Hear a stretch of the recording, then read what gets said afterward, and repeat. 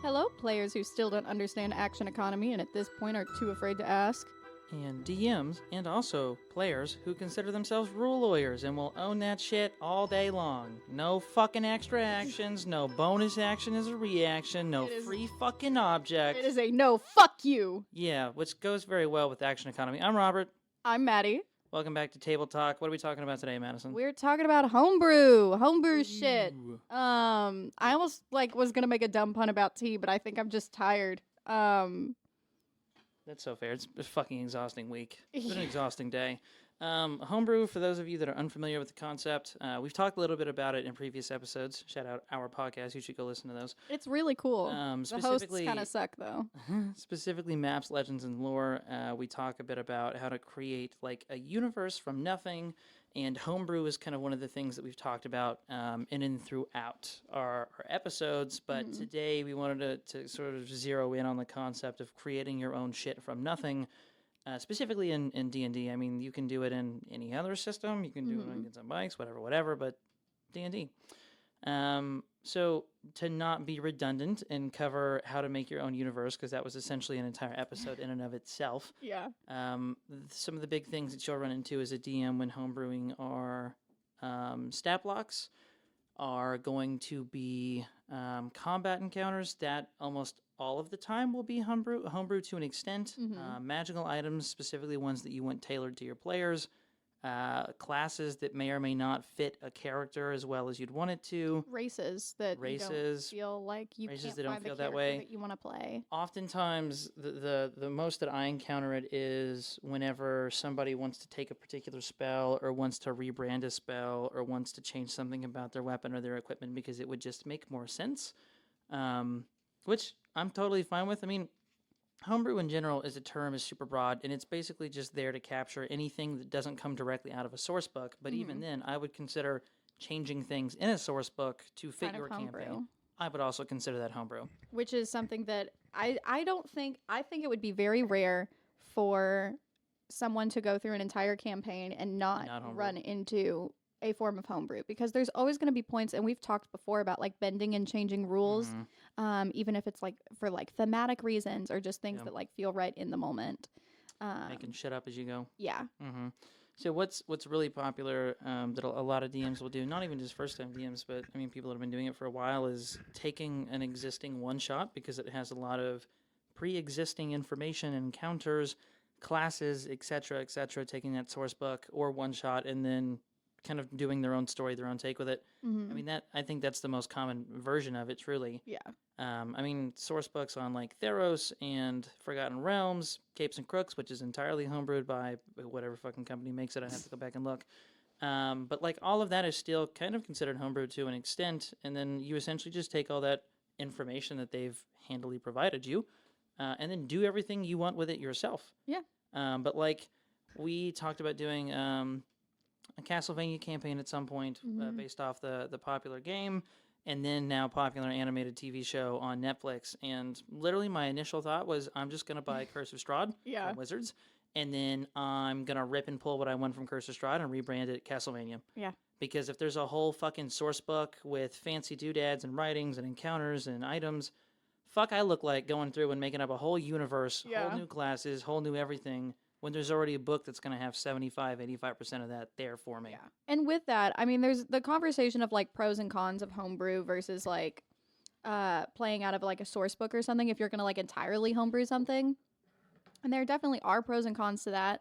I've been playing at a table with a first-time DM, and she's doing a wonderful job.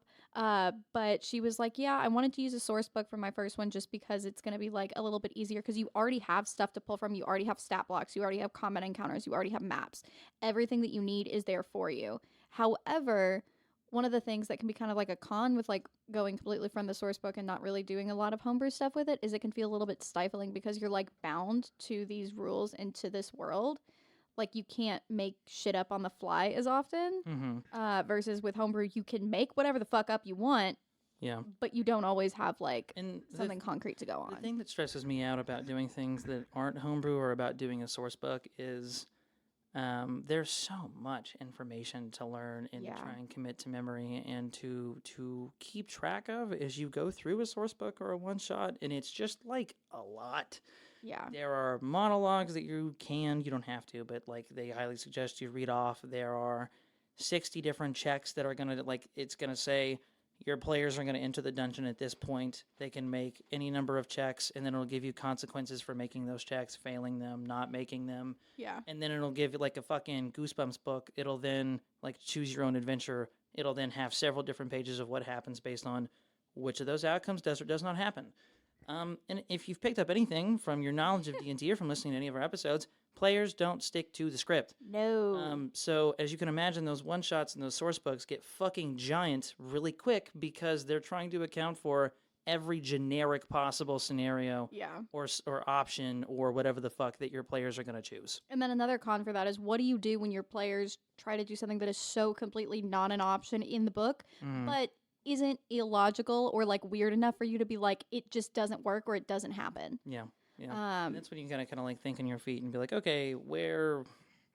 I mean, yeah, that makes sense. There's no reason not to do it. Like, Yeah. no, it doesn't say it in the book, and no, it's not a thing that you could do based on your character stats or whatever pre-generated character you're playing. But like, I'm not gonna, I'm not gonna tell you no. Yeah. Like, if it makes sense, it makes sense. Source book is not the DM. You are. The source Yes. book is just a guide. Yes. But it can be, a homebrew can look, I think it's one of those things where like it can either look really, really intimidating, or it could be a lot more inviting and easy than a source book. And I think it's one of those things that like truly it just depends on who you are as a person. Yeah. I mean, so far I have advocated pretty heavily as sort of pro homebrew, but I do want to try and be a little more unbiased and talk about some of the cons that come with it. For one, when you homebrew something, depending on what it is you're homebrewing, it might not always have a one-to-one translation in 5e in the traditional system that we've all played in for several years now. And so you then have to figure out how your homebrew mechanic, homebrew spell, homebrew class, homebrew whatever, interacts with all of the rest of the normal regular rules. And sometimes it's not that easy to translate. That's why, like, when doing the superhero campaign, I was like, am I going to have to homebrew races, classes, Yeah. all If you're that? playing it in just regular like 5e, cool. Everyone is a human. Mhm. Like you can change your background in your class, but that's it. Exactly. And that's when you have to start turning to homebrew stuff to be like, okay, do they have this really, like, do they have this class that I would like? Do they have this tweak? And finding pre-generated homebrew stuff is truly the easiest go-to way to do it. There are so many resources But out the there. con to it truly is finding quality homebrew that you then can continue to use. Because some of it's good, some of it's not, some of it's behind a paywall, some of it's free.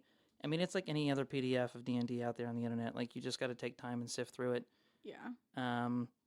The other thing that sucks about homebrew, I have a couple of different things pulled up, is combat. Combat encounters in particular, when you do homebrew, when you're not out of any kind of a source book, like, combat encounters become a lot more labor intensive because it's usually you having to figure out, okay, what kind of creatures are in this world? Are there stat blocks for creatures that are similar to them? Have I made stat blocks? I probably fucking haven't, so it looks like we're going to go find a kobold, and then we're just going to rename it something different. Yeah. And then depending on how different of a universe you're playing in or a different setting, then it's like rebranding what they're doing. And it can be fun, but it could also be a lot of work. Yeah. Two websites that I cannot recommend enough are, one is called Improve Initiative. I've talked about that previously on our combat episode. It allows you to go in and physically make stat blocks. You can build encounters and then sort of hit load encounter, and it'll pull up everything you want on that encounter down to initiative, health, whatever. And that's the way that I find easiest to do it. You can get it on your phone. You can pull it up on desktop. Doesn't really matter. The other one is going to be Kobold plus Fight Club, which I think is funny. It is literally Kobold and then like the plus symbol and then Fight Club. Interesting name. So they have just about every creature imaginable from the majority of the source books, both put out by Wizards and not put out by Wizards. And you can essentially calculate how difficult a combat encounter is going to be for your players. Which, if you're doing homebrew combat encounters that aren't naturally designed to be for 4 or 5 level players, it's really helpful to know whether or not you're going to fuck around and kill your players. Yeah. Because starting out, especially if it's your first couple of times, it's going to take you a little while to get a handle on just what your players can tackle and what they cannot. And when you switch campaigns, different classes, different players, that you're just going to have to relearn for every new group of players you go through. And that can be kind of difficult. But with Kobold Fight Club, you can literally put in how many players at what level you want, XP based, non XP based. You can add groups. You can have it generate generic encounters. You can find specific monsters and then load those in there. You can tell it how difficult of an encounter you want. Legendary status, particular environments, creature types, category sizes, alignments. Like, you can get really, really customized with it. So, cannot recommend that enough. But combat, in my opinion, is one of the most difficult things to go through if you're doing homebrew. Yeah. I think that kind of talking about balancing an encounter, I think also goes to another point of homebrew. When, like, if you're making something from scratch, like if you were like completely homebrewing an item yourself and you're not just like pulling a homebrew item that you found on the internet, which there are a lot of. Yes, I personally, when you were talking about those websites, I use Pinterest. That's where I find Instagram, so many things that I like. I have so many Pinterest boards that are just either like cool magical items or like cool different races or classes and stuff like that. And like I use Reddit a lot, or Tumblr are all great resources. But talking about balancing when you're making an item from scratch, of like still keeping it within the realm of the game and like things that make sense, and like there has to be balances. Like I wrote down like on my notes for this like Mary Sue's, which I don't like the term Mary Sue personally. But basically creating a character that is, or a item or a whatever that is so powerful and it's so good and there's no downsides whatsoever. I'm just the best. Yeah, for those of you that are familiar with comics or anime, two prime examples of characters that are like that. Superman is one of them. Batman is one of them. Wonder Woman, kind of, depending on if it's a man or a woman writing the story. Gojo, for those of you that watch anime from Jujutsu Kaisen, I mean, you recognize them. They're the characters or the items or like the figures in a universe that just like there's zero downsides. They're broken as all fuck. It's impossible to write around them. It would be like Superman if there was no such thing as kryptonite. Kryptonite is a balance for Superman. It's like if just super, like without that. Or if you handed like an orc a pistol. Yeah. It's like, cool. There's nothing he can't do. As long as he can get the ammo for it, like who's going against him? Yeah, it's like someone who's ultra powerful, and then they're also like integral to everything. But just kind of balancing and like keeping in mind of like, okay, you're a level 3 character. You're not gonna have an item that is going to allow you to just cast one level 9 spell once per long rest. That's just not a balance that like you can keep, and there's no like downsides to that. There's no levels of exhaustion. That's not going to happen. Yeah, it's interesting thinking about homebrew from a player's perspective. Like, there have definitely been times where, like, I wanted a particular weapon to get buffed, or I wanted to change it a little bit, or I wanted to, like, homebrew something myself because I felt like it fit the character better than something else. I mean, you experience a lot on both sides of the fence 100%, but I think as a player, it's oftentimes asking for something that you already have or have been handed to be modified. Yeah. It's, I want this weapon to do this kind of damage instead. I'd like to increase the range. I'd like to up the damage. I'd like to have this fucking cloak that I've been carrying on me since 06 to actually be worth a damn if I'm not going to get new armor. Like, a lot of the times it's going to ask to rework an existing mechanic in the universe and then change it. What I will say about that as a DM, I'm super fucking inclined to say yes. Like, I don't think I've ever told anybody no, unless it was just like a really broken or ridiculously broken request. Oftentimes my response as a DM is going to be, give it a couple sessions and we'll work it in naturally, instead of me just being like, snap my fingers, now it's more powerful, now you have an extra spell slot, now this has changed. Like, just give your DMs time to work that into the universe too, because it takes you out of it, I think, from a writing perspective and as a player perspective, to have like one thing change drastically and be completely different from session to session with there being zero in-universe explanation for it. Yeah. You know? And that's one of those things where like you can look at like XP versus milestone, and like we are a very milestone heavy table when it comes to like leveling up or like any benefits or something like that. Like in our current campaign, my character is level 3. I have not taken my like level 3 like bonus I get for my class because it was a debate. It was a scream fight between Robert and I. Because I didn't want what the effect was, but I'm getting it anyway, which is a familiar. And I was like, I don't want to show up to this with a cat, so can I just meet the cat in the game? And like, that's not technically homebrew, but that's kind of like the same thing of like, it's going to be something that like will be introduced. And I think that those moments make it more impactful, and I think it makes it more fun from a player's perspective, because there's not a lot that as a player you get to directly interact when it comes to homebrew like a DM does, because you're not picking the magical items that you're getting most of the time, unless you're like in a shop or you find something really cool and you send it to your DM and you're like, hey, can we put this in the game? Is really the only way that you're going to be interacting with it. Yeah, magical items have been touched on a couple times. Those are another really big point of contention for me when talking about pros and cons. It tends to fall more on the side of cons, because magical items, sky's the limit. Like, truly, magical items are like the MacGuffin of the D&D universe. They can be anything, like Mary Sue. They can be anything all of the time, whenever. Point blank, period. Yeah. You could have a magical item that gives somebody like a wish spell and then kills them immediately after. Fun concept, but like, they got it. Yeah. You could give somebody a sword that like gives them plus like one, like you roll an additional d4 worth of cold damage. That's cool, I guess. Like, or you could give somebody armor that basically makes them like unkillable. Like, truly, sky is the absolute limit. Like, I'm just looking up random like homebrew magical items. When it comes to, I have so many saved to my Instagram because that's where I get a lot of mine. Pull up and show as an example. Like, I homebrewed one for Madison in our World Serpent campaign where the whole items concept was storing failed wild magic surge rolls. Yeah, that one was fun. Let me see if I can pull up the description for that really fast. I had another one that I found online and then kind of changed for one of my tankier players. It was basically like a wall of scales that they could summon and would give them a higher AC, reduced movement speed, higher HP.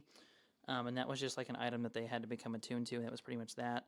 I mean, hell, every magical item I gave in my last campaign was entirely homebrewed. I think there were maybe a couple that I took inspiration from something else. But like, truly, I have done so many homebrew magical items, and it is exhausting because the way that I like to hand magical items out is to be very specific to the character. Yeah. I like items that grow with the character. I like items that are meant to stick with them for extended periods of time and help them on their arc, or they both the item and the player go on an arc. Because frivolous fucking magical items is fun when you're doing a dungeon crawl campaign. Yeah. But when it's like anything that's like narrative based or sort of you're aiming for longevity, handing somebody 16 different magical items in a chest because they beat a really tough boss is like, okay. It's like, cool. That's fun, I guess. Versus like one really cool item that is like tailor-made for that character because of the way that character plays, or because of what that character is lacking sorely. Like, one of the characters was like a very squishy necromancer, and they got armor, like a magical armor thing, because Squirrel armor, knew baby. that like that was something. She got hit once and died. Like, yeah, I think that's probably my biggest advice too for anybody that's interested in coming up with homebrew magic items, even if it's just a player for themselves. Like, spend, I would say, at least 3 to 4 sessions if you have the time for that, just as a DM, watching how they interact, watching how they plan combat encounters, watching what downfalls and pitfalls they have as a character naturally versus like ups. What are they really good at? What are they bad at? And then sort of coming up with ideas that you can support them mechanically, and then kind of rolling those ideas into a magical item. And then starting small and getting big, because like leveling up is one of the most fun parts of the game. Yeah. You level up a magical item too, and that thing suddenly becomes a lot more fun, because it's like now they have something to spend their downtime on. They have things to ask questions about. They have an item that they can go to in a pinch. Like, it just adds another sort of layer to their character because they have this thing that they're actively trying to improve, not just themselves. Yeah. And I think it's also like it's a physical reminder of like moments in a campaign if you're doing it that way, of like tailor making them, which is really fucking neat. And it's been very clear throughout this podcast, if you've listened to any other episodes, I'm someone who loves things, and I love reminders, and I love like touchstones. And so being able to like, for a character to have a item that is directly reflective of like what they've been doing, of who they are, of like, even if it's something as simple as like, oh yeah, you get a locket from like your great grandmother and you always have it, and then suddenly you find out that it's magical. I think that's still like pretty impactful because it's something that is directly tied to you. And like, for example, in terms of watching and how difficult that process can be if you want to do it right, I have given pretty much everybody in the campaign at this point some form of magical item, with the exception of Madison, and that is because she's had a lot of moments. She's role played quite a bit, often more than other people because that's just who she is. But there still hasn't been anything like there hasn't been any moments, I guess, so far in the campaign where I was like, that's the thing that she needs.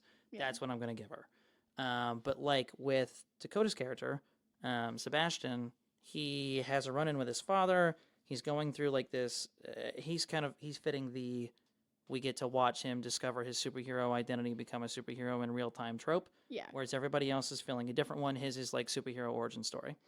And so I thought it would be really cool to do like father who's not a retired hero, but is one of the best heroes in the city, has an estranged relationship with Sebastian, and then basically sees that his son is being a hero or trying to be one, and then gives him a magical item that's there to sort of guide him to be more like him and less like himself. Yeah. And then that item ends up being used in a really big emotional moment for that character, and so there's already some negative connotation, which is exactly what I was hoping was going to happen, because now it's like, here's this really powerful item that's going to get me really far as a hero, but also it's come from somebody who I don't appreciate.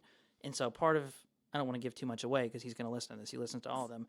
Part of my idea for that arc then is like, I'm so interested to see what path he will take with that item. Mm-hmm. Is it going to be, I'm going to learn how to use my powers in tandem with this item and make it my own? Is it, I'm fully going to embrace the power the item gives me and then really just lean into that sort of more hardcore, ruthless nature? Is he going to throw it away entirely? And then there are things, too, that I have written about the item that he will find out when he levels up, when he does key moments with the items. Some things are, like, phrase-based as well, that he's not going to say normally, so it's going to have to come down to, like, an emotional moment. And then for one of the... We have two Elijahs. For one of the Elijahs, his magical item at this point isn't really an item that I've given him, but more something based entirely in his own, like, power. He has kind of something like a Venom suit sort of deal. It's all shadow-based. But all the benefits that I'm giving him in terms of a magical item are happening organically through his own power. It's not like an item that I'm physically handing him. It's him being able to do fun, unique, creative things with his suit, with his shadows, with his powers. And then Ben, kind of the same way, playing Volt. His is also kind of evolving in that similar direction. I'm sure he will end up getting an item. He's kind of moving in that direction right now, but... part of what I'm exploring with him in terms of magical items is how far can he push his power. He's a character that doesn't have really an upper limit to how strong he can get, and he's kind of figuring that out, especially in the last session. So depending on which route he takes that then as a player will determine if I give him a magical item or if it's like a shadow situation where we just see how, like, what the upper limits are. Because sometimes players don't need another item. They just need...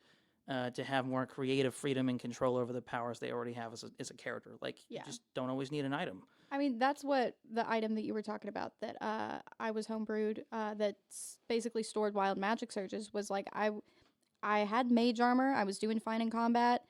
I was a spell sniper and like a spell slinger, so there was no reason for me to have like a weapon. Mm-hmm. So like and I've got a fuck ton of spell slots because I was a sorcerer warlock multi-class. Mm-hmm. So what do you give? Well, I'm someone who likes to use my wild magic surges, and I like try to get a wild magic surge as often as possible. So giving me something that can either increase my chances of a wild magic surge by double or store my wild magic surges when I don't want to so I can turn them into spell slots later was something that was very, very helpful. And it wasn't necessarily the item that was like, the item was not doing... I'm like phrasing it wrong. The item wasn't built iteming into the character and the class and less about the item itself. Yes. Yeah. Which is like a very similar vein as to what you're talking about. Mm-hmm. So, I mean, just based on that alone, right? Like, you can already start to see how complex magical items as a concept can be. They don't always have to be material. They don't always have to have a concrete mechanism or mechanic they introduce. Sometimes they can just be a natural power that you then label as a magical item. Mm-hmm. And that's why I think when there are cons to homebrew, one of them is that you have infinite creative freedom to take with it. Yeah. And if you want to give your players a super personable experience, you're going to do homebrew and you're going to match everything to them. And it's going to take a lot of thought and a lot of time to put it together. I remember when it was the session before we were getting our magical items in the last campaign. And it was a day where I just remember Robert was sitting on the couch and said audibly to me that he was like, I'm working on getting magical items today, and I watched him go through like all the stages of grief as like hunched over on the couch scrolling through like Instagram on his phone and like on his laptop at the same time, trying to come up with items and like be like, okay, this item is cool, but I don't like these effects, and I've got to change it and reskin it. And it's not really what I want for that person or player. Like, yeah. Inspiration. I mean, if anybody is listening writes or is a creative person, you know that inspiration kind of strikes at the most random times, and I very much take that approach with magical items. Hence, why Madison doesn't have one yet, because I just haven't found anything that I think fits the character, and I'm not going to just give her a half-assed one for funsies. Like, Yeah. cool, you're level 3, you're at the bottom of the food chain, you need an item. Here's like a coat that's bulletproof.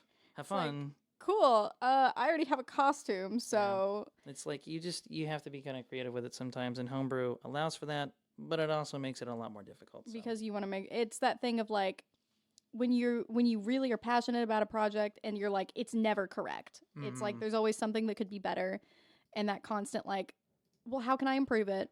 Well, what am I going to add to it? I'm not going to turn this project in because I don't like the way that it looks, and I need it to be perfect if I'm going to turn it in. And it's like almost that like procrastination thing. At least that's the way that like I interact with them. Yeah, no, I kind of agree. So another, I guess, topic we can talk about in terms of homebrew and dig a little bit more into is stat blocks. So we've talked about how to create combat encounters. Truly, a lot of it is just like we mentioned before. Feel out your players. What are they capable of? What kind of combat challenges do they want? Are they super hardcore? I want to feel like death every session, or is it I want to fucking knock some goons and be a hero? Yeah. Or do you want something in the middle, which is what I tend to strive for, because it lets me have fun, it lets them have fun, it's still challenging, whatever. So you'll figure out how many of what combatant to put in there, how to base stat blocks off of existing creatures. But if you want to do the nitty gritty and really get into a stat block, you're gonna have to. So there's a lot. Every creature has its own ability score. So strength, dex, con, intelligence, wisdom, charisma. Every one of them is going to have hit points, an armor class, a walk speed, a swim speed, a fly speed. They're going to have their own saves if they do have any plus to saves. They're going to have their own skills, their own senses, their own languages. And then they're going to have this stupid fucking ambiguous thing I almost wish they would have just never put on creatures to begin with, which is called a challenge rating. It is notoriously... I still don't understand challenge ratings. It is notoriously difficult to understand what a challenge rating means in terms of players. So a challenge rating, if I remember correctly... it's like how many X level characters does it take, or how much effort is it going to take to kill this particular creature? I think Madison might have a better description. I'm just straight Googling it, and it's not helping. The way that I've always taken it is basically... Okay, here it is. Here it is. I found it. There we go. From the front pages of the Monster Manual. Oh, so if you can't tell, I haven't read through that a lot. Ahem. A monster's challenge rating tells you how great a threat the monster is, according to the encounter building guidelines in Chapter 3 of the Dungeon Master's Guide. Those guidelines specify the numbers of adventurers of a certain level that should be able to defeat a monster of a particular challenge rating without suffering any deaths. An appropriately equipped and well-rested party of 4 adventurers should be able to defeat a monster that has a challenge rating equal to its level without suffering any deaths. For example, a party of 4 third-level characters should find a monster with a challenge rating of 3 to be a worthy challenge, but not a deadly one. So there's another thing, but I'm ignoring understand that. how fucking absurd that is. So that means that one 10th level creature is technically the equivalent of 4 level 10 characters, which I have never found to be the case in anything I have ever thrown at you all. That's crazy. 4 level 10 characters will 2-tap a fucking 10th level, like a CR 10 creature in like 2 turns. 2 seconds. Period. Versus a 5th level, of a challenge rating of 5, like a 5 creature in a party, like a group of 4 players that are all level 3.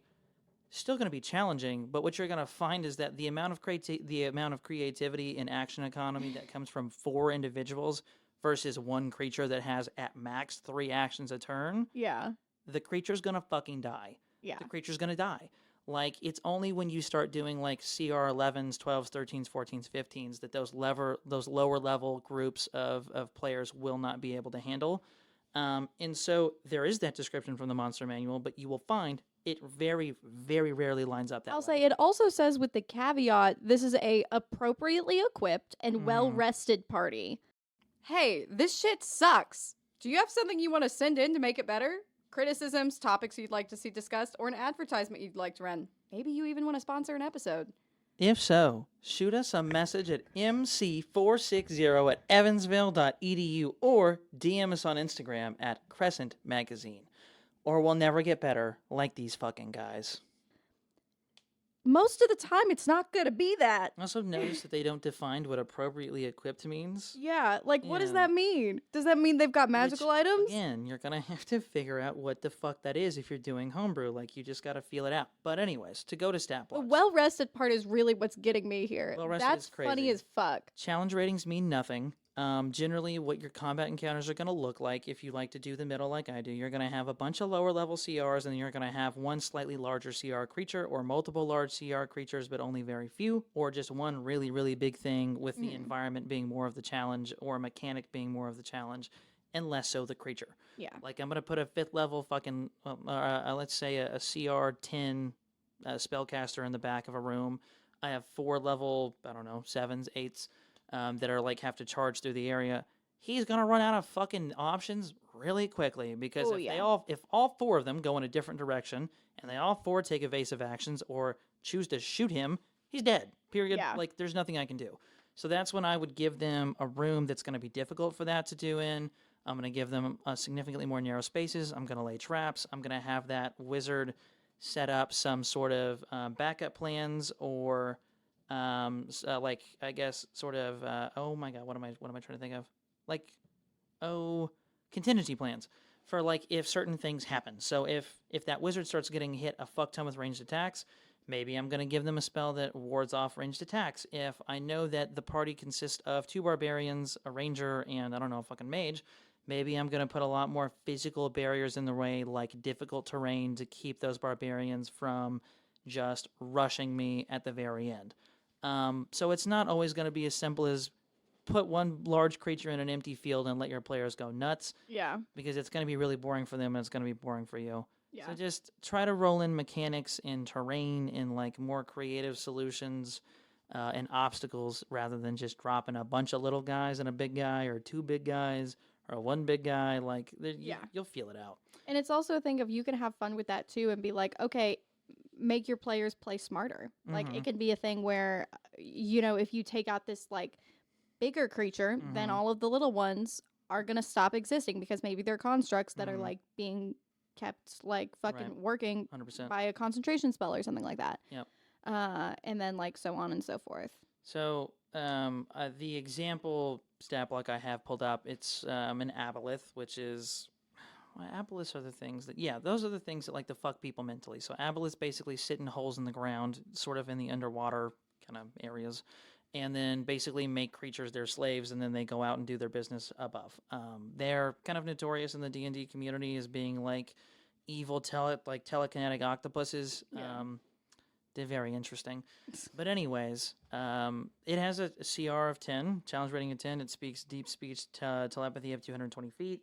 It has dark vision. It has passive perception. It has a skill and history of plus 12. That means if it makes a history check, for some reason, the aboleth will get a plus 12 to that. It also has a plus 10 to perception. Please tell me, I'm going to pause you for a second. Please explain to me a scenario in which an aboleth is making a history check. To remember where somebody went, to remember something that has happened in the village that it's been keeping hostage. Okay, that makes more sense. I was fully in like roleplay brain, and I was like, why is this aboleth going to see something and be like, No, the way that I would play that is an aboleth has taken over a village, and the players very quickly pick up that all the people aren't quite right, and maybe the aboleth is then going to roll a history check to remember something specific about...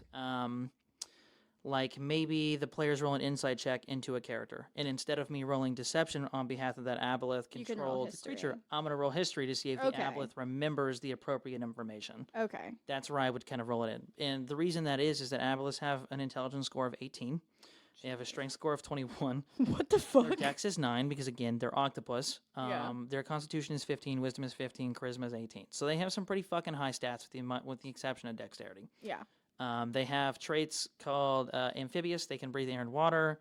They have this thing called mucus cloud where basically they can squirt ink and mucus in an area underwater with them that basically makes everybody make a constitution saving throw. Disgusting. If they fail, they take damage. Yeah, shit gets fucking crazy. And that one is fun. It says the diseased creature can breathe underwater only. So all of your air-breathing PCs What? hop into the water to go fight the aboleth, or they all get yanked. This thing releases mucus cloud. You all fail your con saves. Now all of you can only breathe underwater. That's Fucking evil. It's evil. crazy. Probing It would telepathy. also be fucking terrifying for you to not realize that as a PC and go up to like get air and you just fucking. So this is where the history checks come in. So probing telepathy is another trait it has. If a creature communicates telepathically with the aboleth learns the creature's greatest desires if the aboleth can see the creature. Okay. So that's going to be like you walk into its lair and it's immediately going to try and strike up conversation with you. And then if you have conversation with it, it's now going to know a lot of information about you. So on, so forth. It has attacks, so it has multi-attacks, individual attacks. It has like basically what are akin to legendary actions. Oh, it does have legendary actions. It has 3 of those. Again, stat blocks. You want to talk about legendary actions and explain those? Yeah, so stat blocks can get wild and crazy. Legendary actions, the way that they work, generally speaking, there are 2 different ways that I've seen them done. One is that you have an infinite amount of them, and you can only do them at the end of another character's or player's or NPC's turn. The other way I've seen them done is that you only have 3 of them for the whole day, and you still have to follow that rule of you can only do them after another, NPC/PC's turn. What legendary actions are designed for is to create really difficult or unique creatures or NPCs. For instance, the 3 legendary actions that the aboleth has. Detect. The aboleth makes a wisdom/perception check. Tail swipe. The aboleth makes 1 tail attack. And then Psychic Drain, which costs 2 actions. 1 creature charmed by the aboleth takes 10 psychic damage, or 3d6. And then the aboleth gains hit points equal to the damage the creature takes. It also says here that it has, on the little thing that I'm looking at, on Improved Initiative, Improved Initiative/Combat Tracker, I can mark how many legendary actions I've taken. I can mark how many creatures I have enslaved. But there are 2 ways to do that. So let's say Madison spends her turn running 30 feet towards the aboleth. The aboleth is, say, 10 feet, so just out of range.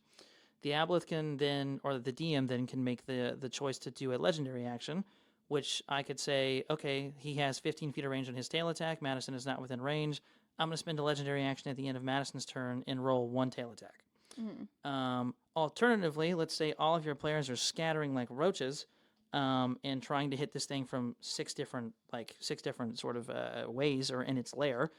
I can then say, okay, at the end of this player's turn, I'm going to use a legendary action to roll a perception check to see if I can figure out where all of my players are at. And that's generally how legendary actions work. They can only happen at the end of another character's turn or PC's turn or NPC's turn, not its own. It's explicitly not its own. It has to be after another one. And there are 2 different ways to do it. They refill at the end of every turn or at the end of each round, or you only have 3 of them, period. Those are legendary actions. I do not recommend trying to homebrew legendary actions. I recommend looking up examples of them and then using them. Yeah. Because those can get really, really broken really, really quick. I'll say, as a player, I hate legendary actions are the one thing that will piss players off more than anything when they're in a combat encounter. Because you finally feel like you've got even footing with something, and then it goes, legendary action, no. There's also... It's just, people are throwing dice, people are yelling, the DM is getting called literally every single name that is like legal. There are also things called legendary resistances. So it works similar to legendary actions. Let's say somebody, Madison, again, let's say she's a spellcaster, she casts Fireball on the aboleth, which does not have this, but let's say, for instance, it does. It has 3 legendary resistances. Madison hits me for like 60 damage with a Fireball. I can say, I'm going to burn a legendary resistance and take half damage. That's the one that pisses me off. That's the one that pisses people off the most, is not the legendary actions, it's the legendary resistances, because that's what can fuck a player out of getting that killing blow. Yeah. That works the same way. You can only use it in a reaction. So let's say 3 characters hit the aboleth 1 turn after another. If I burn a legendary resistance on player 2's turn, I cannot then burn another one on player 3. Some DMs will not do it that way. That's the way I like to do it, because that's just kind of like fucky if you just say I can do it whenever I damn well please. Or I'm going to burn all 3 on just your turn. Fuck you. Fireball? Nope. Jesus. Fireball again? Nope. Twin Spell Eldritch Blast? Also no. Is it you're saying that? I feel like that's something that has definitely happened at our table. Yeah, similar things have happened at the table because I've made characters in NPCs that were designed to kind of be that sort of character. All of this walking you through a stat block just to give you an idea on how difficult it can be or could be to homebrew something. Yeah. I highly, highly, highly, highly, highly cannot recommend that enough. Highly recommend when you're trying to homebrew a stat block, find a creature, find an NPC, find a pre-generated stat block that you like that is close enough, and then retexture it. Maybe change some of the wording in the stat block, but unless you have a lot of experience under your belt, do not try to make that shit on your own. Yeah. Because you will get you will get bogged down so quick, it is ridiculous. And there's literally nothing wrong with reskinning. It is the easiest way for you to be able to do things. And guess what? No one's gonna fucking know. Mm-hmm. No one's gonna know whether you spent hours homebrewing this thing or if you just took a fucking aboleth and slapped a new name on it. And unless your like player is a fucking like rules lawyer and is like really, really anal about it. I despise rule lawyers. I hate them. I feel like every DM does. They have their place, but also mind your business. Shut the fuck up. Here's the thing that gets me about rule lawyers. When you as a player are correcting another player, that shit pisses me off. And we're going to do an episode about like pet peeves at the table. And honestly, we were talking about like we were going to add to that list. I'm going to write that down right now and I'm going to get into it more then. I think I might have put it on there already. Did you? Yeah, I'm pretty sure I did under pet peeves because that shit pisses me off. It drives me nuts, both as a especially player and when as the a goddamn DM is DM. trying to do. I'm not going to get too into it. Yep. Anyways, homebrew, pros and cons. Con, fucking stat blocks. Have fun with that shit, man. Anything else for pros and cons of homebrew? I mean, we talked kind of about like the general boundaries of like having a like kind of a guide to take from, which is really nice. And I think it's also there's definitely things that you don't have to do a campaign that is either all sourcebook or all homebrew. I highly recommend both. Like blend them. You can start straight up following everything out of a one shot, including the dialogue prompts, and then you can end with a completely homebrewed thing. I think that that's like totally okay, and it gives you a starting point, it gives you guidelines, it gives you a general idea or like an outline basically of what you want your story to be. But it also gives you like enough freedom where you can like just make shit up because that's part of the fucking fun of it all. I think also being a DM, trying to be aware of how familiar you are with the setting will determine how, like, essentially the level of need you have for a source book. Yeah. So, for instance, my very first campaign that I ever did, I placed it in a fantasy universe. I know a lot about fantasy universes. I've watched plenty of TV shows, animated TV shows, cartoons. I've played D&D for a year and a half, 2 years previous to DMing my first campaign. Like, I've just consumed a lot of fantasy-based content. I definitely wish that I had not have homebrewed everything in my first campaign because it was really difficult, but it was a lot easier because I knew my content pretty goddamn well. Like, it is a lot easier for me as someone who has indulged in a lot of fantasy content to improv roleplay characters, names, locations, items, history, background, because it's all generally kind of the fucking same. Versus if I tried to, say someone put me in a fucking Harry Potter campaign and they were like, have fun homebrewing, no source book, I'd be absolutely fucked because I haven't read Harry Potter a day in my life. Yeah. So that is where I would say, no, I'd actually like to use a source book at least for a little bit until I get my footing underneath me. It's like, they're like training wheels. If you know you're going to need them, use them. Even if you don't think you're going to need them, have one ready so that when you run out of things to talk about or use, there's a prompt. You got something you can just throw in there really quick. And sometimes it's one of those things and like... only got to make it till the end of a session. And it's always one of those things where, like, I've seen clips of it from different, like, actual plays and, like, been a thing that has existed at the table. Sometimes, and this is also, like, as someone who has done a lot of improv, sometimes your brain just goes blank. Sometimes Jesus, someone is talking to you and you're having a full conversation with them, like, and you're in it and you're, like, doing the thing. And then someone goes, oh, what's his name? And you just break, like your brain just stops. You break down, you freeze, you can't think of anything. You are paralyzed, you are glued to the spot. Having a book open where you can be like, it's Gerald is gonna be so helpful, and it's gonna help you get back on your feet because your players are always going to pull you out of it because they're gonna do something batshit, and you're just gonna go, you don't have an I need a minute. to. And you're just gonna be like, what? Yeah, general rule What the fuck are you talking about? When it comes to preparing for sessions, unless you're somebody that just likes to be super prepared, you only need to know enough to get you through the end of the next session. Yeah. You only need to know enough about your world so that if somebody goes, so have these two heroes fought before? You have enough to say, yes, they have, no, they haven't. Yeah. If it's like, would I know one of their battles? Having enough information to know about what some larger like villains would be in that setting is going to be just enough for you to go, yes, this hero has fought this villain. It was a big thing. This person walked away unscathed, or that was like the birth of this character's popularity. End of story. If they want to pursue that, you go on your downtime. You can go to the comic book store and buy a fucking comic. Yeah. Because I don't have any more information to give you. Yeah. But I don't need to know, like, who hit who first, the motivations for the fight starting, where it happened, when it happened, why it happened. I just need to know the gist. Yeah. It happened. Here's who it happened between. And it's one of those things where, like, it's so tricky because we've talked, like, before about the beauty is sometimes in the specificity, and that is what sometimes makes a lot of these things, like, so impactful and so grounded and so real, is the specificity. But also at the same time, you don't need to be that specific.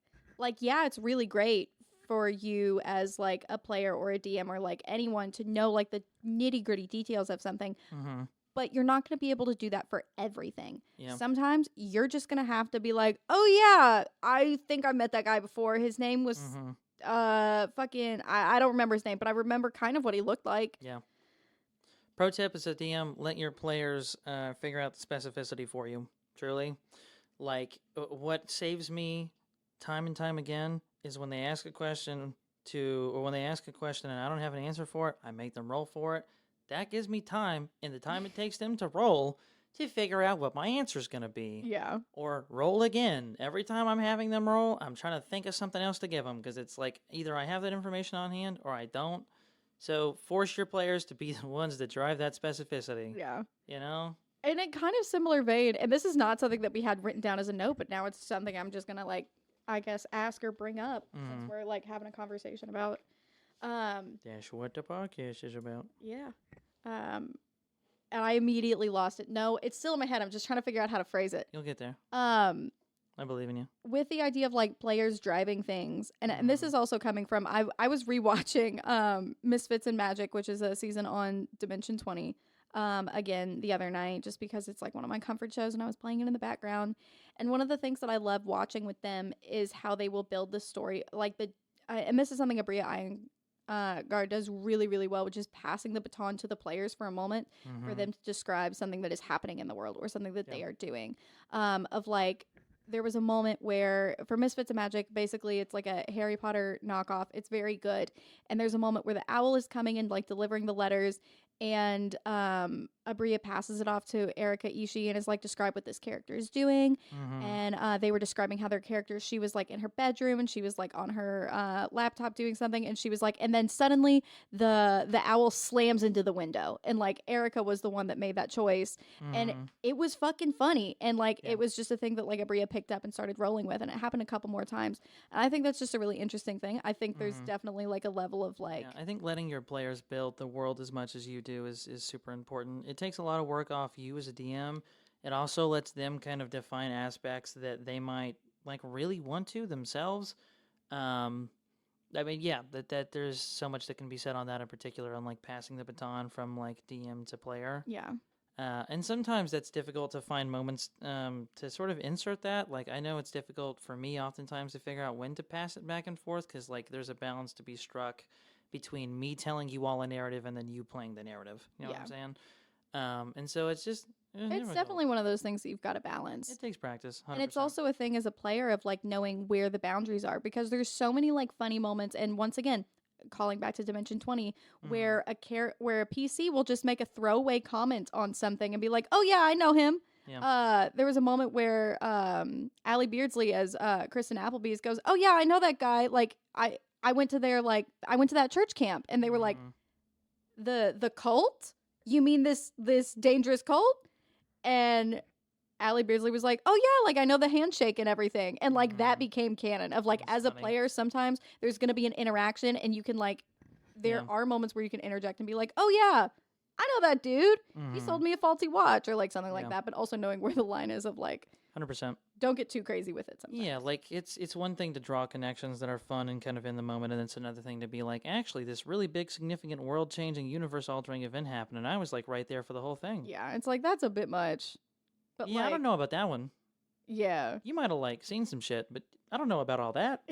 You might have hit your head a couple times. It's like you're level 3. Calm Yeah, down. You were dropped on your head. It's all right. Yeah. You take a moment, do a long rest, because I don't think you're remembering all the facts correctly, bro. Back the fuck up. Jesus. Yeah, no, I can't agree with that more. I think one of the other things I wanted to talk about in terms of homebrew is character builds. We talked about encounters, we talked about concepts, mechanics, magical items, character builds, and everything that's sort of entailed in that. Again, go listen to previous episodes, so you'll get a better idea of what I'm talking about.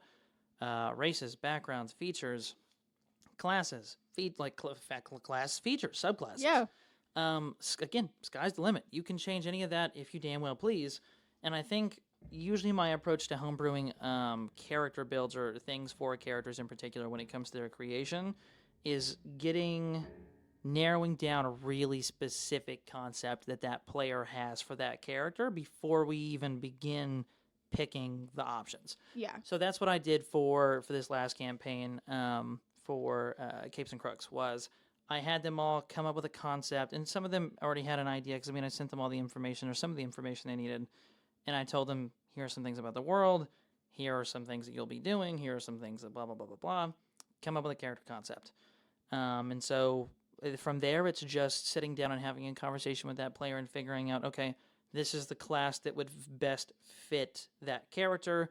But maybe that class needs to be reworked. Maybe that feature needs to be changed a little bit. Maybe, okay, you're a shadow character, but you picked a class that doesn't give you access to any shadowy spells.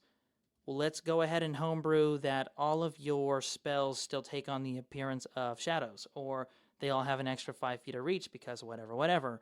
That's when you, like, in terms of character builds, being creative and being homebrewy, it's a little easier because it's really easy to just pull on pre-existing stuff and then make modifications to it as you go.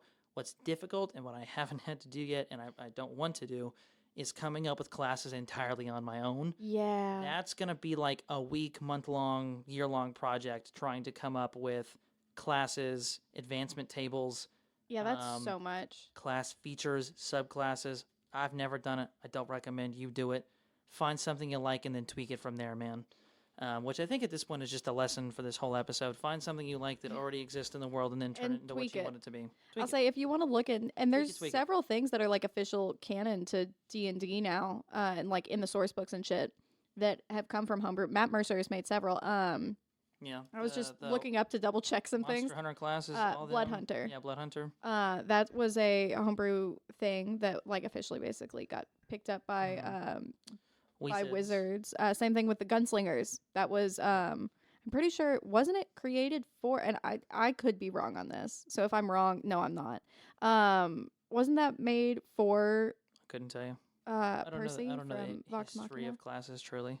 Critical Role as just a group, as an organization, has like fully paved the way for they've like a lot of content. Yeah, Source books, character models, classes, races, you name it, they've done it. Yeah. One of my favorites from Matt Mercer is the Bard College of Maestro, which is like a conductor. Yeah, it's funny as fuck. It's really cool. It's like really but yeah, unless basically what detailed. we're telling you is that unless you're Matt Mercer, who has an army of writers and a lot of money to hire them, don't do it yourself. Or if you're just Matt Mercer himself. Or if that's just your job as D&D, also don't do it unless you're him. Yeah. Or do it and have fun figuring that out, I guess. I mean, I encourage creativity, but also like know your limits in terms of like and that's something we've talked about before of like, you are not the actual plays that you're watching and listening to. And I don't mean that in a negative way. It is just sometimes you've got to manage expectations because no one's going to go into something and automatically be perfect at it. A lot of the actual plays that are popular enough to be watched or popular enough to pop up on your feed or your Spotify,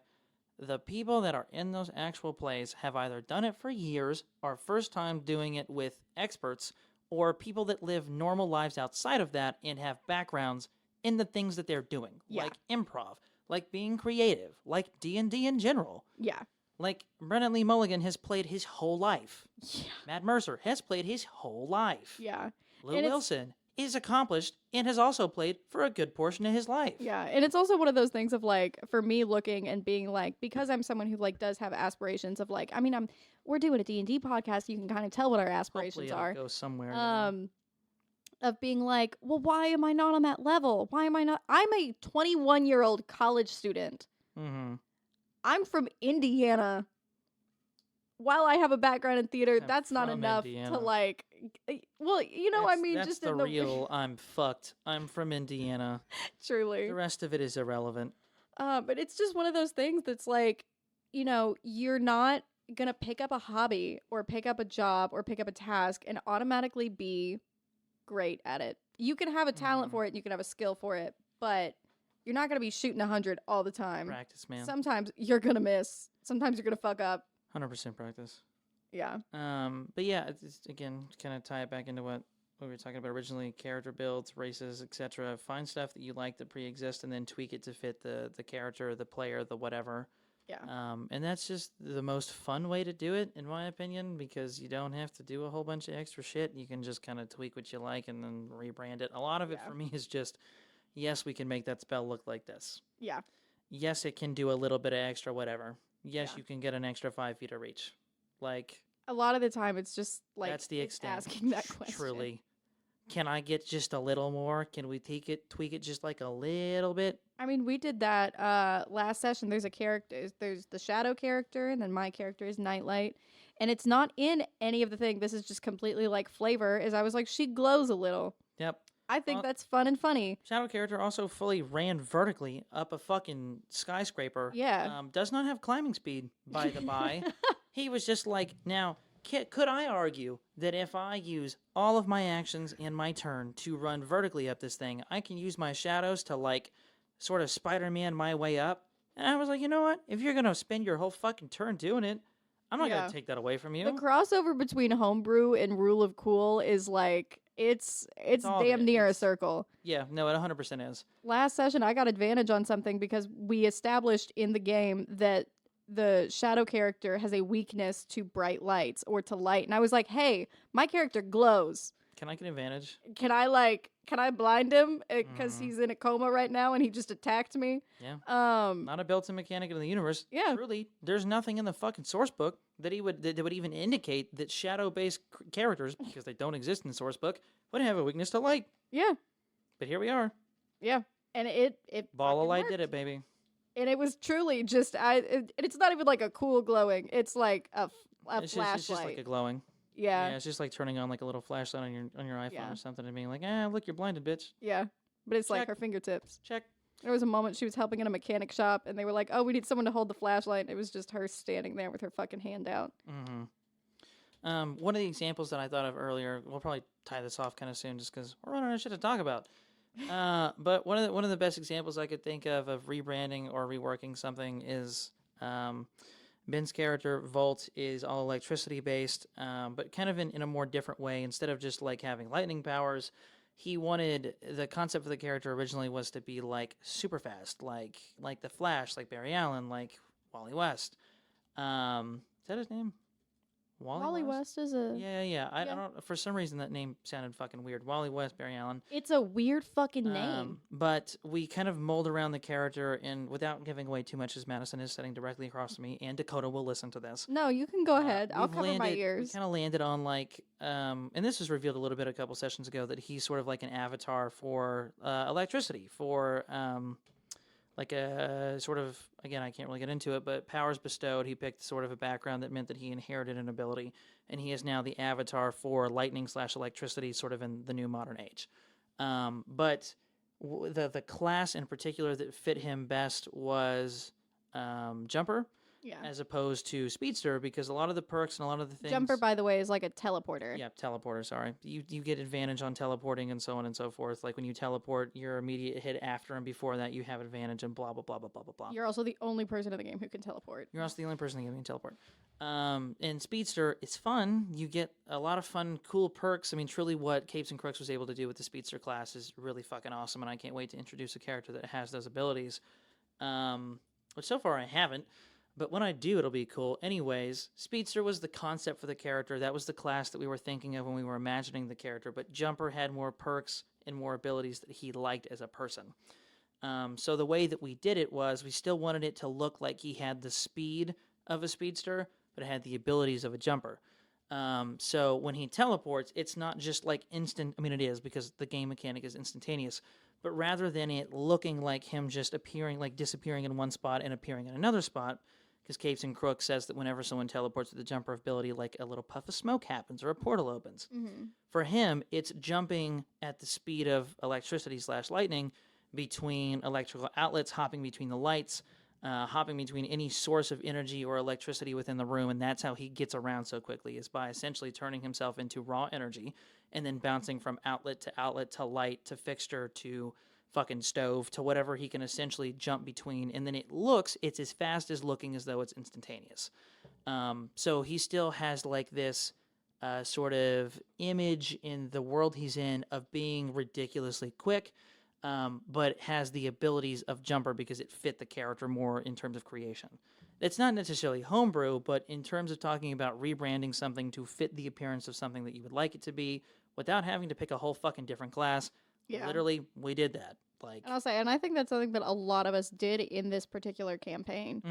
yeah, a lot of them picked classes that didn't necessarily traditionally fit what their abilities were, but we did, and then just sort of homebrewed the classes and the spells appearances to look like what they wanted their players to look like. Yeah.